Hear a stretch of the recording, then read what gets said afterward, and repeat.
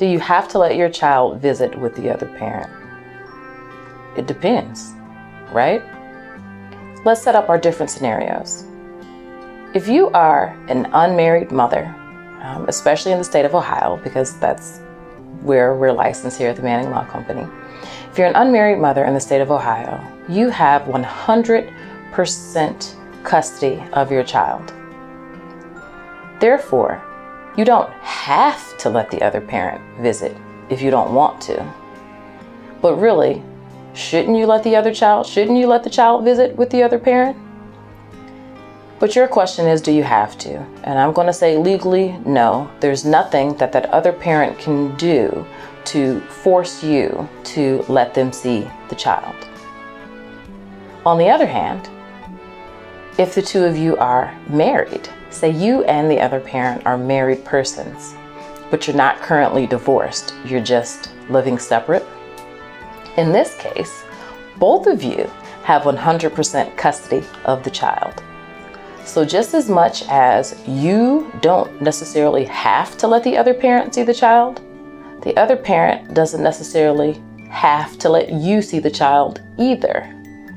It's an important thing to note. Now, if you're in a situation where the court has been involved already, so there's some kind of a court order, then you're under an obligation to follow the court order. The court order may say that the other parent has a minimum amount of time, that is every other weekend, maybe a middle of the week, maybe more time than that. But you do need to follow what the court order says, because if you fail to do so, then the other parent can go to the court and ask the court to enforce that order. And courts frown very much upon a parent who is refusing to let the other parent visit. Courts frown upon that whether there's a court order or not. So before you ask the question, do I have to let my child visit with the other parent? I really want you to think more about all the reasons why you should let your child visit with the other parent. It's important that you know that you love the child more than your ego, more than you hate the other parent, more than you're jealous, more than you are angry. Your love for the child and your child's love for that other parent is what really needs to control. Let me tell you a story. I'm an adult child of divorce myself. My parents divorced when I was about 6 years old. And my grandmother tells the story all the time about how she would pick me up from my dad's house after I'd been visiting with him for the weekend. And she says, sure enough, when she picked me up, I'd be stinky and sticky. And she'd ask me what I'd eaten, and I'd say cheese and hot peppers, but I'd be so happy.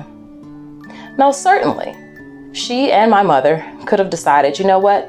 We're not going to keep sending you over there until he learns how to bathe you, until he learns how to dress you properly, until he figures out how to feed you a proper meal. But that's not what they focused on. What they focused on was how happy I was going to see my dad. Another parent doesn't have to be a perfect parent, as long as they're an active parent. And I'll tell you the truth, I am so glad that my mother always let me visit with my dad. He's always been a very active part of my life. He's helped me to grow up to be the successful woman that I am today.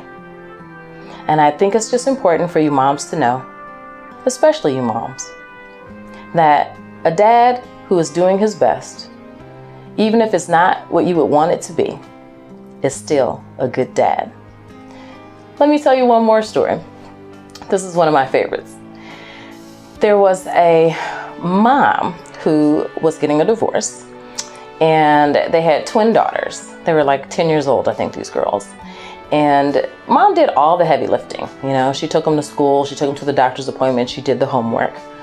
Dad would get the girls once a week on Friday for an overnight.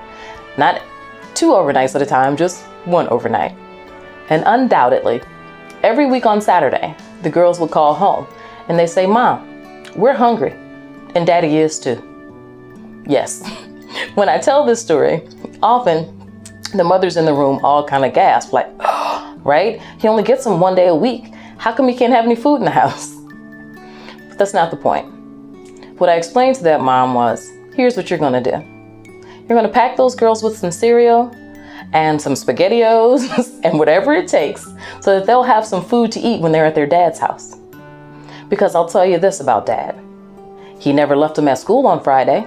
She wasn't getting a phone call from Children's Services saying nobody picked them up. He did get them every Friday like he said he was going to. It's important that as a parent who is maybe the heavy lifting parent, that you do still all you can to ensure that your child has a good relationship with that other parent. Focus on the good things that the other parent is doing, the positives that they add to the child's life. And if you focus on that, your question will be a lot less, do I have to let my child visit with the other parent? But it will be more, how can I help my child visit with the other parent?